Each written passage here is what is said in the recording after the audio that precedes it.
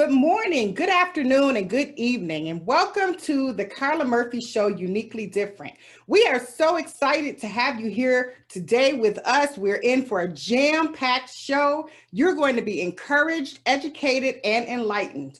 We are here to help you to learn more, particularly during Women's History Month. So we are celebrating, we're excited, we're looking forward to hearing about all of your greatness. And so without any delay, we're going to begin this show with Miss Rose O'Keefe, who is from Rochester, New York.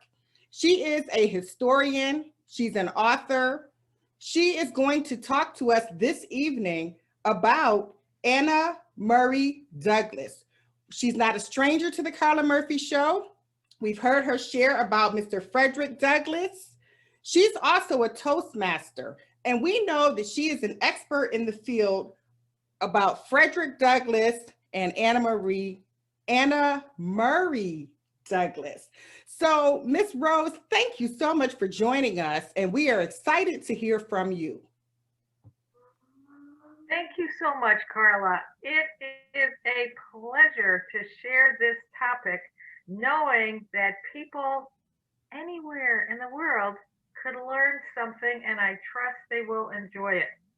If you see, there's a plaque on the wall behind of me. It's 8 by 16 murals in Southeast Rochester that a friend of mine did, and I'm going to show them to you as best as I can. This one is called The Creator's Garden. And the one that most matters for tonight, if you can see that clearly, it's called Always Know Your Neighbor. And if you can see the large, tall figure in the down corner, that is Frederick Douglass. And then there's a safe house up in the back. And that is where Anna would be. I say this picture is worth more than 1,000 words because it really shows what their life was like.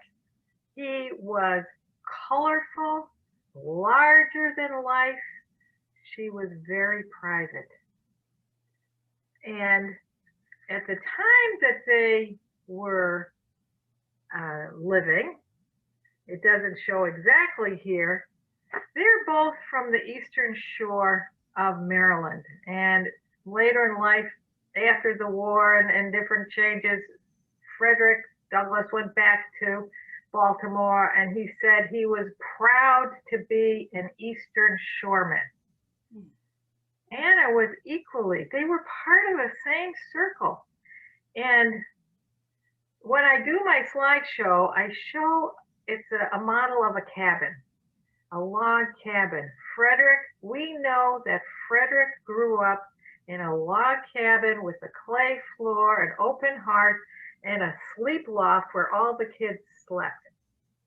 His grandmother, who was called Aunt Betsy, it's a mixed blessing. She had the joy and the pleasure of taking care of all of her children's children. And she kept them with her safe in this modest cabin in the backwoods by Tuckahoe Creek. Slave kids didn't get clothes. They got a toe sack shirt. They got 1 or 2 a year. When it wore out, they went naked. No shoes, socks, underwear, anything. But Aunt Betsy made sure that all the children in her care were well fed. And more than that, they were loved. They were loved. And in his second autobiography, which I prefer to the first one, Douglass says, I had a happy childhood. I went, what? How can you say that? Because he didn't know what was coming. He was free in the backwoods with all these siblings and cousins. They had all day to goof around in the swamps and go down to the corn mill and all this stuff, not knowing what lay ahead. He was an innocent boy. He was happy. He was intelligent. He was loved. We don't know any of that about Anna Murray Douglas. We know that there were 13 children. She's the 10th of 13. And I'm guessing that they lived in the same kind of cabin. I don't know. But they're from the Eastern Shore. They're part of that extended community. They could have met possibly in there was a huge and there's so many myths about slavery. There's so many truths, but one is that there was a vast slave economy where the black community sold to their own, and the money or the barter that they made, they kept. Aunt Betsy was an accomplished, skilled midwife. She got paid for her services all around the plantation. What we do know is that when Freddie was a boy, he was sent to Baltimore to take care of this woman's 2-year-old. She was expecting another, and the woman, God bless her, did not grow up in a family that had slaves. So she didn't know anything about it. She was Methodist. She thought slavery was wrong. For the first time in his life, Freddie had dinner with the family in the kitchen, sitting at a table. He actually wore clothes for the first time in his life. He slept on a mattress that had a cover and a blanket for the first time in his life when he went to Baltimore at age 8. We don't get to know anything about Anna. We do know that in 1830s, early 30s, it seems her mom had a cook shop in Baltimore. And by the time Anna went to Baltimore, when she was 16, 17, she was working as a domestic. Now, there's a lot of ways of saying it, but back then there was what we would call trash talk about women who worked outside the home. Virtuous women were supposed to stay home and mind the hearth. And anybody who worked out of this house was considered trash, worse than trash. Oh, And what are you saying, Brenna? And if your skin color also defined the way people thought of you. And Frederick was light-skinned. He was favored from the time he was a boy. He was also an avid learner. And from the time that he got to Baltimore, and the nice mom taught him letters when she was teaching her own son, and then her husband found out and had a fit. He caught on. He did everything he could his entire childhood after that to learn how to read and write on the fly.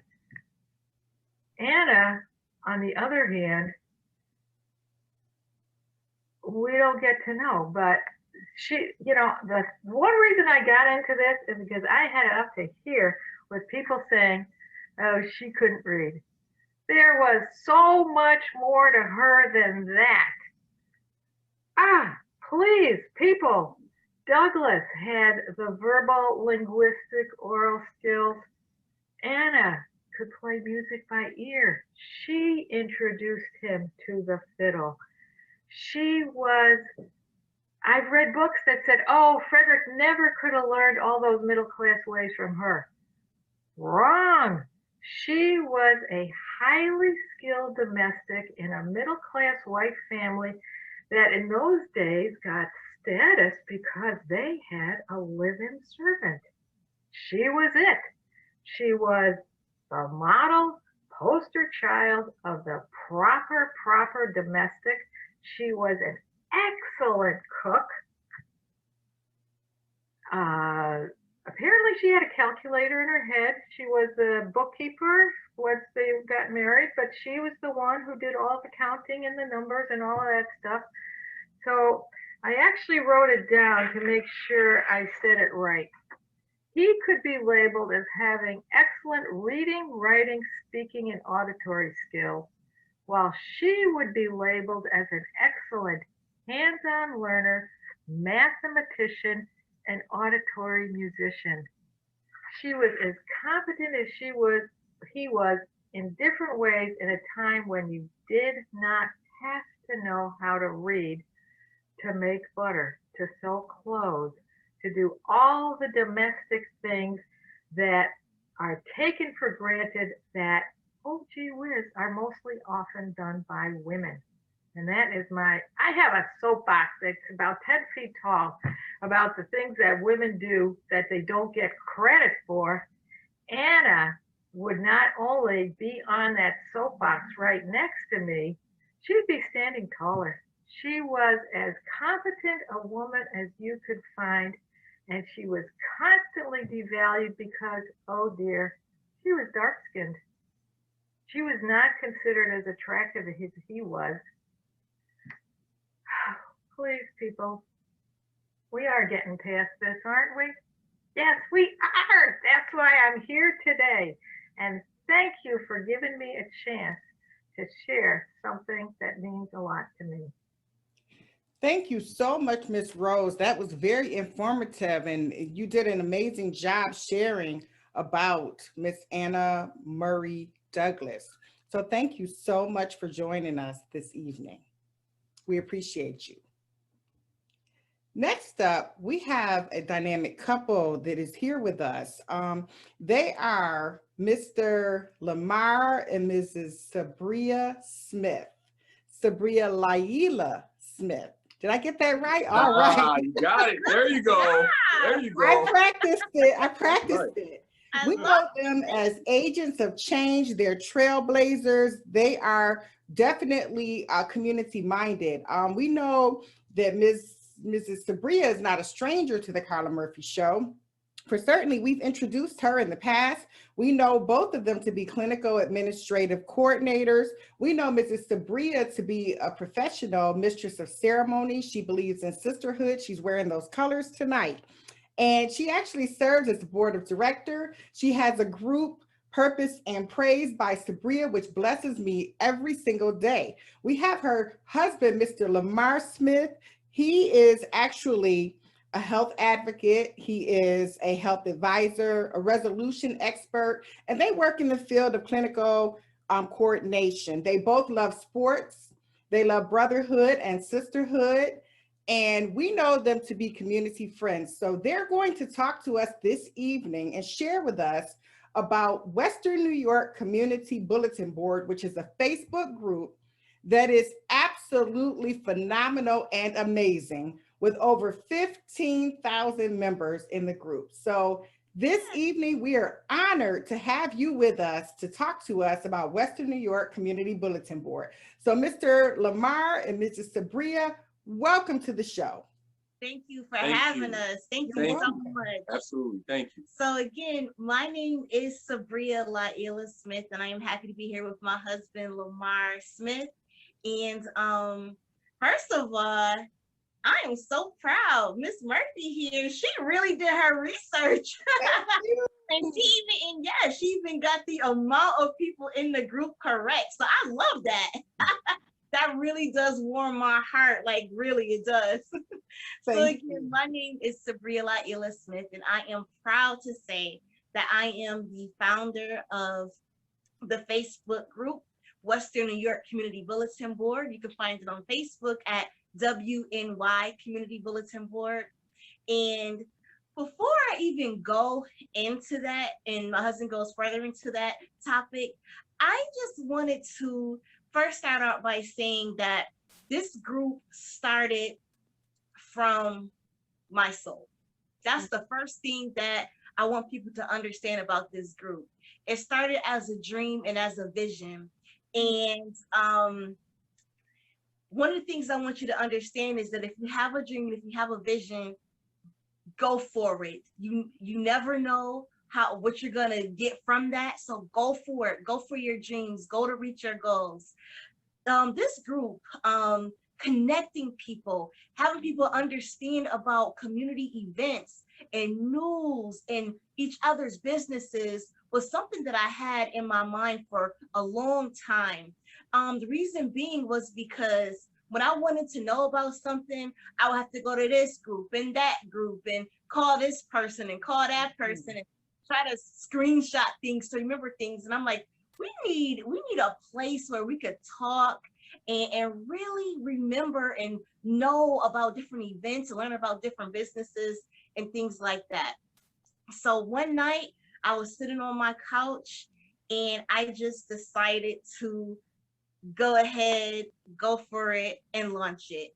And honestly, my goal started small. And I said, you know what? If I could just get maybe 500 people, that would be amazing. I'll be happy. Wow. Then, you know what? I got the 500. You know, if I get 1,000 people, that's awesome. Then I got a little bit more confident and I said, you know what? If I get to 5,000, that's going to make me happy and that's going to be it. But let's talk about God and let's talk about how God moves and let's talk about how he can take your dream and your vision and make it bigger than you can even ever imagine if you continue to walk in faith, walk in truth, and walk in obedience. So now, 6 years later, we're at 15,000 people. And that comes from the work that I put into it, the work that my husband puts into it, the hours that he puts into it. That goes to all of the moderators that work hard to keep this group. And honestly, it comes from God. Honestly. And it's a blessing. And I'm so proud that people throughout Western New York, Buffalo, and Rochester, and Niagara Falls really support and post and really share their thoughts and ideas in this group. So the goal is to promote African American news, events, and businesses. And we have done that over the past 6 years. And what I know for a fact is that because of this group, people have been able to network with each other. We've had coaches. We have been able to bring awareness to different topics that affect our community. And it started out local, but at this point, you've been able to start sharing some national news that impact all of us. And so we work really hard to make sure that our community has the information that they need to be equipped to make the best decisions that they can in regards to their family, their health, scholarship, finances, safety, all of those different things. So, I'm going to turn it over to my husband in a moment, but I just wanted people to understand that when I founded this group, that this came from my soul. It came from my heart. And I am just honored that people were able to receive that and that they were able to appreciate that and that they were able to use that to make our community better, their lives better, and their. So again, go for your dream. Make sure that you don't just leave your dream on the couch. Pick it up and run with it and go with it and know that with God, all things are possible. So now my husband here, my hard-working husband, my hardworking husband, he's going to talk BMW. Definitely a BMW. Absolutely. He's going to just talk about some of the things that we've experienced in this group and then the impact that we were able to make in 2020 during the pandemic. Oh, the impact. Okay. The wonderful thing, first of all, it's just, it's been an honor and a privilege to, help my wife with this project, because that's what it became. It became a project. It started off, as, a Facebook group, and now it's an institution on Facebook. Very, very clear difference. And the main thing is the thing that we promote every single day that was missing within Western New York, within Buffalo, Rochester, Niagara Falls, and surrounding areas was positive images of us. Mhm. men, of Black women, of Black children. So the Western New York Community Bulletin Board evolved into an echo chamber and a series of mirrors that no matter where you are in your day, you can look up and see yourself in glorious, beautiful, divine light that is you as a Black person. So what ultimately ended up starting off as just a awesome place to come and share information became an institution to connect, to grow, to feel, to learn, to get to know, and to collaborate. And Mhm. so much I can say on this, but we only have a little bit amount of time. So I'll just stick with 2020. During the pandemic, we were able to focus so much attention and knowledge and resources on all aspects of care for everything, which includes food, which includes PPE, personal protective equipment, such as masks, gloves, sanitizer, resources and locations where people can actually go and receive these items.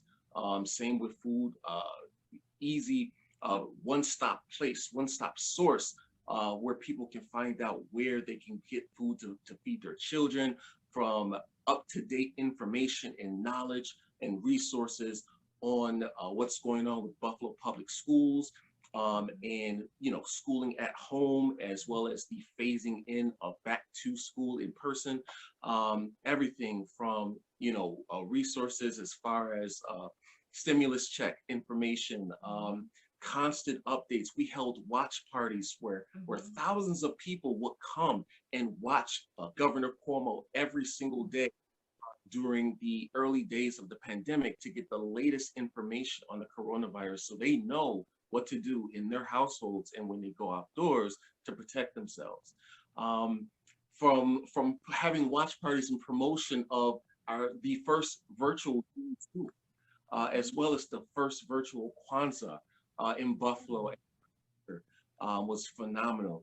And just the highlighting the people, the heroes of the pandemic in the African American community. People like the Honorable Betty Jean Grant, who turned her store into a one-stop shop resource for everything, for masks, for sanitizer, for gloves, for everything, where anybody in the community and even outside the community can come and go get the needed resources for free that they may not have at home. I guess the thing I really want to focus on that I'm not sure we touched on was just the impact and the power of relationships that are in this group. We have connected so many people from Buffalo, from Rochester. We've seen people travel up and down the road. Even some come as far as Canada, from Toronto, to just because they've seen something in the group that's shared in the group. And even though the group has 15,000 people, our reach is over 150,000 in terms of the people that see the various posts that are shared outside the group. So to be able to touch everyone, and for everyone to be able to touch each other in a real time, powerful way, is amazing, And who could forget the 2020? George, and even our sister Breonna Taylor. Who could forget all of the moments that took place in Rochester and in Buffalo, New York, were live streamed and held in watch parties in our group, and thousands of people were informed in real time. And relationships. I speak of relationships because relationships run the world, and the way we've connected people and the way people reach out to us wherever we are. We live in Buffalo. No matter where we go, people ask us for things. They for our opinions, for ideas. They invite us places. They're just it's wonderful. But that's not even the important thing. The important thing is the impact and the power that this group, that is a community, each other. And that relationship building is the most powerful impact that we've had on Buffalo and that this group has had on Buffalo. And we thank our moderators and we thank the people because none of this could happen without the people. And we look forward to another 6 years. We look forward to expanding off into the future. And we want to thank you for having us today and allowing us to speak on. I just want to just say again, thank you so much, everybody who participates in this group. First of all, thank you for sharing posts. Thank you for inviting your friends. It's constant people inviting their friends. Thank you for launching your businesses. Thank you for sharing your ideas. Thank you for posting news. Thank you. Thank you so much for doing that. And I always say, whenever I can, network, build, grow. Network, build, grow. And I'll just end by saying network, build, grow, but continue to walk in faith and continue to be proud of who you are. And again, the group is Western New York. I'm gonna say that slower. Sometimes I talk so fast. Western New York Community Bulletin Board. And you can find it at WNY Community Bulletin Board on Facebook. Thank you. The #1 group for African American business, events, and news. I love it. Thank you so very much for taking the time to come and share. And thank you for being supporters of the Carla Murphy Show. For truly, both of you are uniquely different. And we are just so honored and happy for the partnership. And as we all grow, we look forward to growing together. And so continue in your greatness, continue to start things that matter, and continue just to walk in the faith and on the journey that the Lord has given to you. So I am so grateful for you. I pray that you have a wonderful, wonderful day. And I am looking forward to the next steps with Mr. Lamar and Ms. Sabria Smith. Thank you so much. Thank you. Blessings. Blessings to you. I am so happy that there are young people who have a desire to start business. They have a desire to grow, earn, and learn. I am Carla Andrea Murphy. I'm the founder of Youngpreneurs Alliance, and that is a group where we resource young people who are interested in business, who have their own business, who are trying to grow their business, those who may be struggling in business, and the people who love them. So Youngpreneurs Alliance is for young people between the ages of 4 and 25. We have youngpreneurs who are songwriters. Some have their own CD, and one of them is going to be launching at the end of the month. We have, that is Campion Riddick, and we have Garcia Parra from Texas. We also have Ms. Faith Amani, who has an amazing nail polish line. We have Mr. Christian Blue, who sells bracelets. We have Eva Joy Bostic, who sells lip care products, not only lip gloss, but she has lip conditioners and lip scrubs.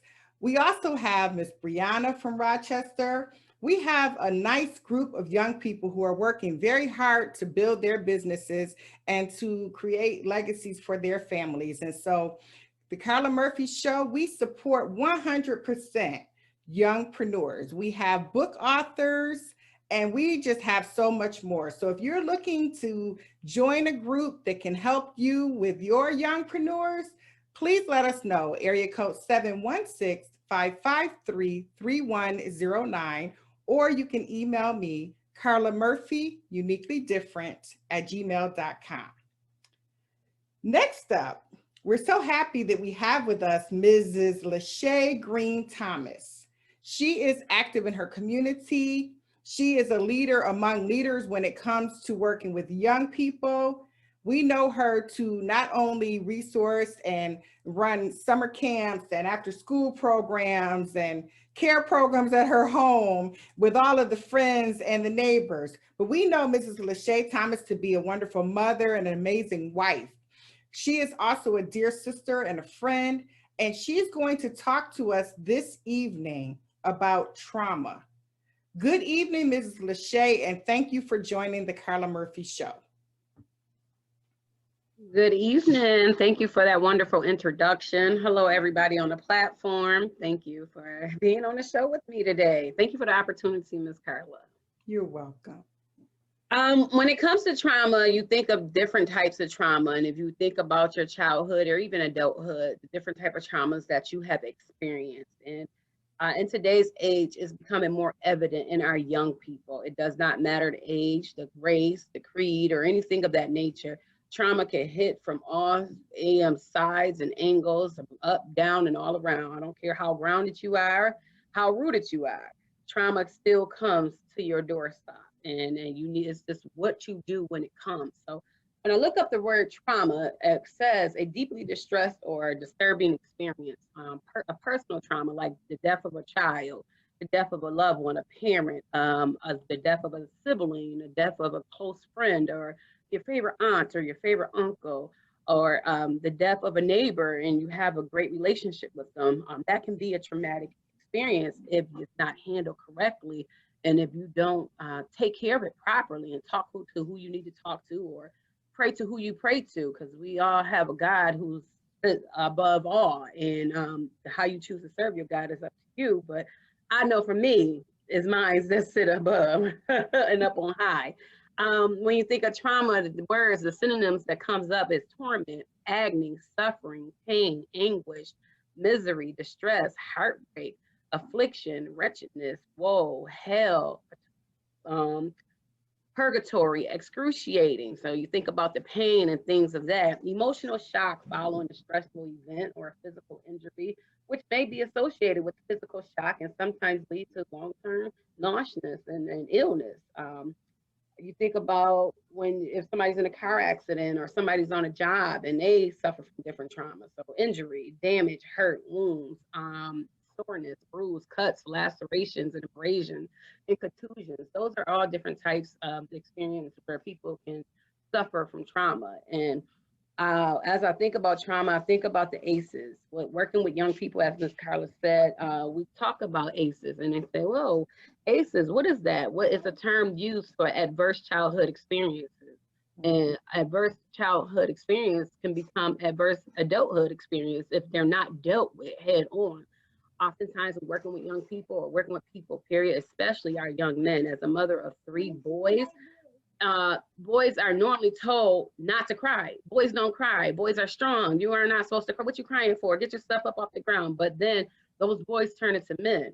And when they're not taught properly, they don't know how to push that anger where it's supposed to go. So they lash out. And then because it's so built up and I've been told I don't cry, I don't show any emotion, when they do lash out, it becomes catastrophic for people. And it becomes a serious matter why we have our prison system and why are so many people behind bars, because they was not told to release that energy and how to properly release that energy. And as a boy mom and that I love and I adore, I allow my boys to cry. I let them cry. I encourage them to cry because I don't want you to wait until you're 21 to finally break a tear. And now you're so filled up that when there's a floodgate open and I can't help as your mother to close that gate. And I don't care how much praying you do and how much fasting you do, if you do not allow that child to grow and teach them properly, you did it for nothing. So you just got to make sure you give them the tools that they need to get by in this world. So when I talk about adverse childhood experience and I look up the term, it comes from the Center for Disease Control and Research, which shows a correlation between childhood trauma and health outcomes. The CDC found that children developing brain and central nervous system are so profoundly affected by ACEs that they are root cause of many chronic diseases, most mental illness, and most violence.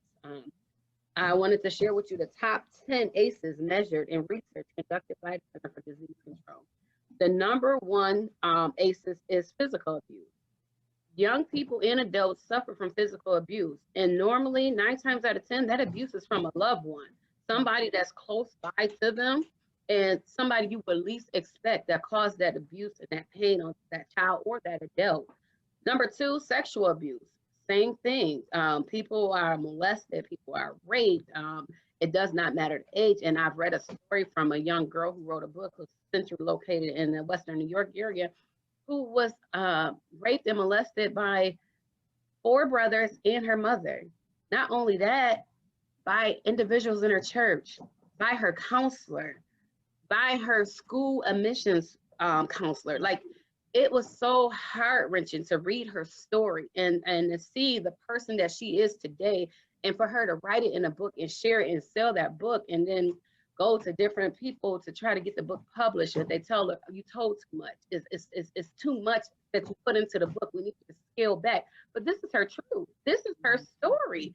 And it's a crying shame here at the age of 32 that she's living that thing. And it's just like, I don't understand how you got through life and got here. But then I know you're connected to the source. You know the God who sits high and looks low. You got connected to the resource, and he was able to give you the strength to be able to not only go through that thing, but come out of that thing. And just see the growth and how she still loves these people that did this to her from the tender age of 4 all the way through to, I think she's in her book, she said 27 years old. And I was so distraught, but reading her story and this, I'm like, I need to chat and chew with you. How, you know what I mean? And every door you knocked on, even every church you went to, you were made to look like you were the person accused of what happened to you. You were so wronged by it because you wanted to tell people what's going on. And everybody, even your mother, made it look like you were the problem or you were the liar. And I can't tell a story. Only she can tell her story, but to read it and feel like you're in that thing, it's just like, this is why we have problems that we have today. And especially in our community, because what's done in the house, stay in the house. And then when you try to take it outside of the house, you're then ridiculed, and then you're then chastised, or you're ostracized and cast away. And it continues to that cycle, that generational curse of trauma and abuse. And then you then become a parent, and I think because I was taught that way, and that's what I learned, is a learned behavior. You teach it to your children, because her mother was abused, as she talked about in the book, and even her grandfather touched her. It was just, my God. So number 3, when I talk about ACEs, is verbal abuse. And then there's physical neglect, 4, emotional neglect, 5. Number 6, a family member who was depressed or diagnosed with other mental illness. Number 7, a family member who was addicted to alcohol and another substance. Number 8, a family member who was in prison. Number 9, witnessing a mother being abused. Number 10 is losing a parent or to separation, divorce, or death. As you know, with the prison system, and parents are ripped from houses, the police will come in and do a raid in the house and tear a child away from their parent, and you would take a child to a room and say, it'll be okay. That's the wrong thing to say to a child, because you don't know if it'll be okay. You don't know what the charges is. You don't know what the jury's gonna find guilty or not guilty. You don't know what the judge ruling gonna be. So that's the worst thing you could tell a child, that things are gonna be okay, when you really don't know what that outcome is going to be. You will pray and you hope it's going to be okay, and you try to soothe them. But in all actuality, you don't know what the tapes say. You don't know what that video say, and you don't know what that person is being charged with. So the thing you can at least tell a child is, you know what I mean? Let's hope for the best. Let's hope that it'll be okay. And this is how you can get through it. If you're a writer, write. If you're a singer, sing. If you want to listen to music, this is what gets me through when I'm going through. If you are a person that loves church and you love that atmosphere and that vibe, here's a service that you can join. This church has an open ministry on these days and that day. And surround yourself around people that can encourage you and push you and help you get to that next level. It talks about what helps. So creative healing arts are effective resources for healing. Research has demonstrated the effectiveness of those methods and their impact on the brain, nervous system, and their long-term impact on fostering resilience. Since children learn primarily from experience and play, these actions-oriented therapies that have the ability to heal more quickly than traditional talk therapy alone. The National Center for Complementary and Alternative Medicine, NCCAM, supports that many expensive therapists can change in mood and stress disorder or as improve health outcomes. These resources, although not new, are still relatively unavailable to children due to the lack of resources and unfunded programs. So we have to begin to teach ourselves and begin to, like the Bible says, study to show yourself approved. So pick up a book, begin to read the things that's around you so you can help those that come before you that are hurting and help them, be a resource for them. And so that they can pour out to you and you cannot carry that thing, but help them get rid of that thing. I talk to children and I do a lot of circles with children and young people and even adults, because in order to work with kids, you have to have adults in the room. You have to have ratios and things of that nature. So we do circles, and our circles, I would say LOL. And when you hear LOL, is laugh out loud for most of us that's tech savvy and do the talk, but mine is love out loud. So you love is the action word. So when you LOL, you love on me and you show me that you love me. So, and then you say SMH, and most of you might know that's shaking my head, but no, share my history, share your story, tell the people I've been there, I've been where you've been, and this is how I got out. And then most people IDK. No, I do know. So it's no longer I don't know. I do know what you're talking about, because we're putting our stuff up under a rug. We're not sweeping it under the rug no more. They had to dance out the dab, and everybody dabbing. So I'm do above and beyond. So if we're gonna dab, we're gonna make sure we have an acronym, and that's to do above and beyond.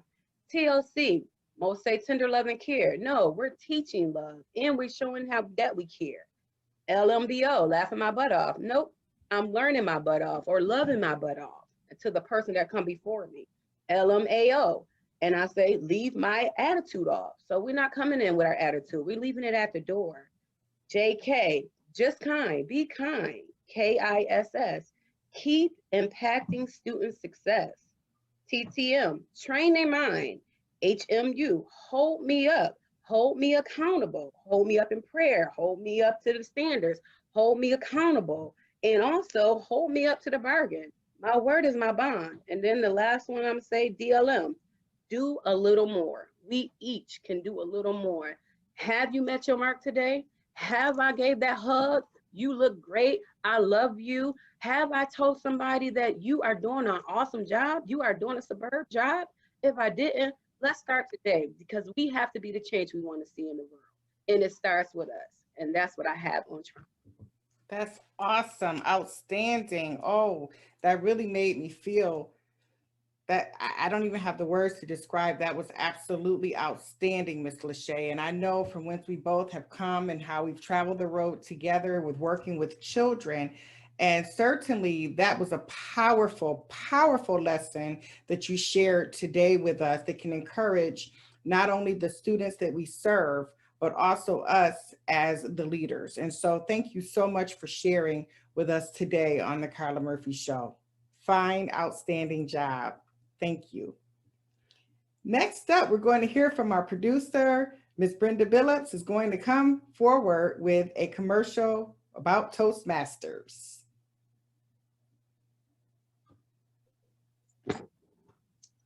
Hello all. Lachey, you knocked me off my game. I'm supposed to be ready, but I got so into what you were saying and those last things about these initials that we use that I don't know, but trying to learn. You actually put emphasis on those. Toastmasters is an international organization teaching public speaking and leadership. We have over 102 clubs in District 65. District 65 is part of Regional 9, and we extend from Binghamton, New York to Niagara Falls, New York. We also have youth leadership programs. If you would like to learn more about Toastmasters, please Google www.toastmasters.org and find a club in your area. Rose O'Keefe and I belong to the Frederick Douglass Club. She represents it very well. I do belong to Sylvester Anderson Voices to Be Heard. We would love to hear from you. We are in the process of organizing our annual conference that will take place April 23rd, 24th, and 25th. If you like to see how we operate, please, we're online now, so contact us. 585-683-9793, 585-683-9793, or billups@frontiernet.net. That's billups@frontiernet.net. We would like to introduce you to public speaking and leadership. Thank you, Carla Murphy, for having us on your show again. Thank you so much, Miss Brenda, and thank you, Miss Rose, for sharing with us. We're very excited, and we always hear some amazing tips that we can apply to our lives from these awesome Toastmasters. So thank you. As we move into this next segment, I've waited with great anticipation. I know that we're all going to be blessed. This young lady is actually a part of an outstanding, amazing, phenomenal family, not only in the Western New York community, but all over this world. I know her to be a part of the Du Bois, Ford, and Cox families. And she is the granddaughter of the late Dr. Lurie L. Du Bois. I am just so grateful for the songs that Mama used to sing. We knew Granny Du Bois, affectionately known as Granny Du Bois, and she was a mother, she was a wife, she was the first lady of the Jordan Grove Baptist Church here in Buffalo, New York, where her husband was the pastor, the late Reverend Glenn H. Du Bois. I love, love, love this family. I'm honored to have a goddaughter who is a part of this family, Miss Nia Amari. And Miss Darcel Blue has been a friend. I just wanted this to take the time to just celebrate the life of Mrs. Dr. Lurie L. Du Bois and this amazing family. Miss Darcel Blue is the wife of Reverend Lee Blue. She is a mother of some dynamic singers. She has sons also, Miss Lachey. And that Mr. Christian is one of our youngpreneurs. And so without any further ado, Mrs. Darcel Blue, I thank you for coming to share with us. And I know that you're making Miss Valerie, your mom, and you're making your dad so proud today. And I don't want to leave out Miss Wanda, because we know they're all a package deal. And what would you be without that Aunt Wanda? And so thank you for sharing with us. And welcome, welcome, welcome to the Carla Murphy Show, Mrs. Darcel Blue.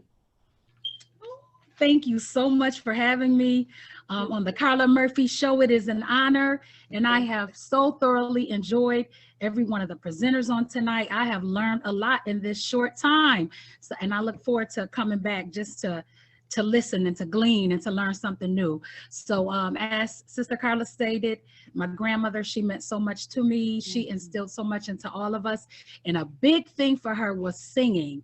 And she was very known in this area for singing. And I just have a medley of some of her many songs. Yeah. I was talking to my mom trying to get, remember some of my grandmother's songs, and she was naming all of these songs my grandmother used to do before my time.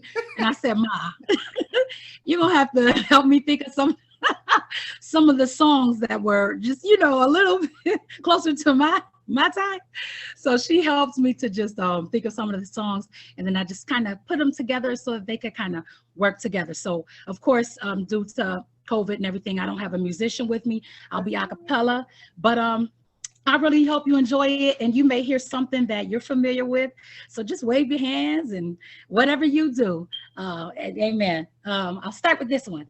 This morning when I rose, yeah, I didn't have no doubt. Anybody remember that? This morning when I rose, yeah, I didn't have no doubt.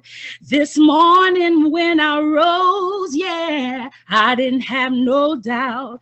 I know that the Lord will take care of me, and He will provide for me. He'll lead and guide me all the way, all the way. This morning when I rose, yeah, I didn't have no doubt. Oh, this morning when I rose, yeah, I didn't have no doubt. This morning when I rose, yeah, I didn't have no doubt. I know that the Lord will take care of me, and He will provide for me. He'll lead and guide me all the way, all the way. This is my grandmother used to say. This morning when I saw the bright sunshine, didn't have no doubt. Oh, this morning when I saw the bright sunshine, I didn't have no doubt. Oh, this morning when I saw the bright sunshine, I didn't have no doubt. I know the Lord will take care of me. I know the Lord will provide for me. The Lord will lead and guide me all the way. And she would do this. I felt like singing, felt like singing. I felt like praying, felt like praying. I felt like running, felt like running. I felt like shouting, felt like shouting. I know the Lord will take care of me, and He will provide for me. The Lord will lead and guide me all the way, yes, all the way. And another one she would say is, Lord, don't move the mountain, but give me the strength to climb. And Lord, don't take away my stumbling block, but lead me all around. This is my favorite verse here. It says, Lord, I don't bother nobody. I treat everybody the same, but every time I turn my back, they scandalize my name. Oh,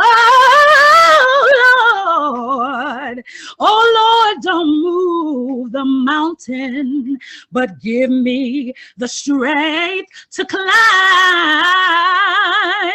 And Lord, don't take away my stumbling block, but lead me all around. And this is another one of hers, because I need Jesus on my journey, Jesus on my journey, as I walk, walk, walk, walk, walk, walk, walk. What? Guide my faltering footsteps, guide my faltering footsteps as I travel day by day. Follow where He leads me, follow where He leads me, for I know He knows the way, and I cannot make this journey all by myself. We would sway like this. Jesus on my journey,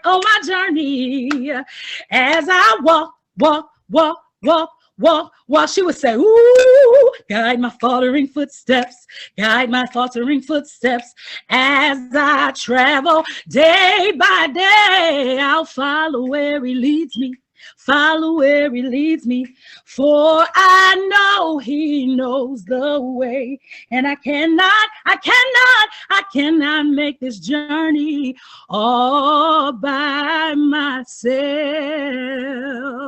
And this is one of the newer ones that she would do. I would say I was maybe in my mid-20s. She would do like this. Everything that happened to me that was good, God did it. God did it. Oh, yes, He did. Oh, everything that happened to me that was good, God did it. God did it. Oh, yes, He did. She'll say, picked me up, doom, doom, turn me all around, doom, doom, doom, place my feet on solid ground. Everything that happened to me that was good, God did it. God did it. Hey, oh, yes, then she would say, Once I was lost out in the world of sin, but Jesus came and he took me in. Yeah, everything that happened to me that was good, God did it. God did it. Come on. Oh, yes, he did it. She said, who did it? God did it. Who did it? God did it. Who did it? God did it. Who did it? God did it. God, she ended it this way. God did it. He did it. Oh, that's how she would end that one. And there's a song that goes all the way back to the civil rights movement that she would sing, and it was, if I could help somebody as I travel along, if I could help somebody with a word or a song, if I could help somebody from doing wrong, then my living shall not be in vain. No, my living shall not be in vain. No, no, my living shall not be in vain. If I could help somebody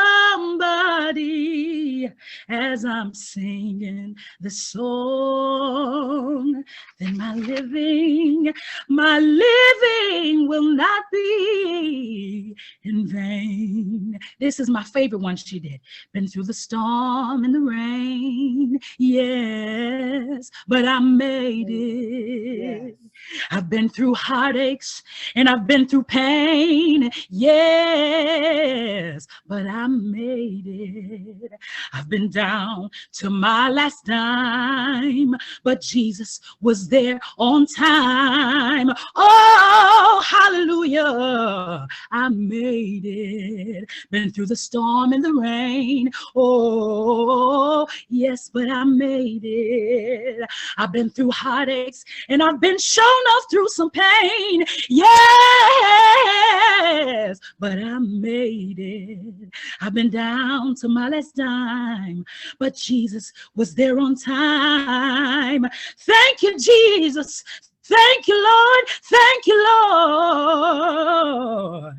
I made it.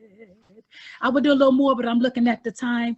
But that's just a brief synopsis of what I came up on, what is so in my heart, so near and dear to me, what has kept me down through the years, has just allowed me to be the person that I am today. My grandmother just passed January 6th of this year, and it's still hard for me, but what I know is that what she instilled in me is all that I need to go forward in life.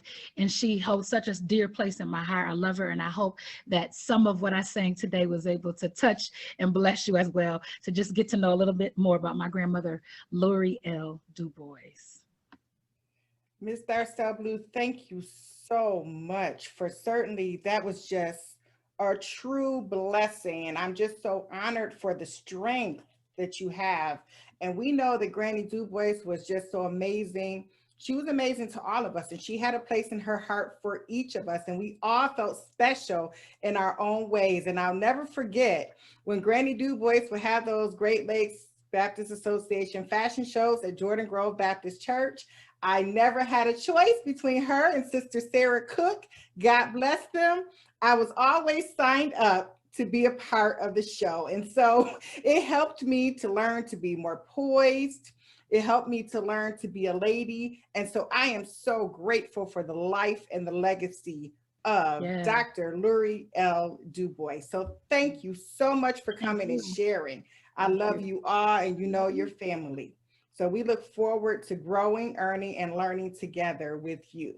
We've come to the close of another great show, and I just want to say thank you to each of you for sharing with us. I thank you for sacrificing your time to help people along the way.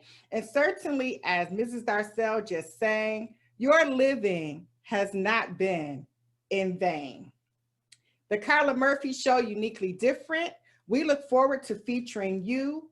Please contact me, 716-553-3109.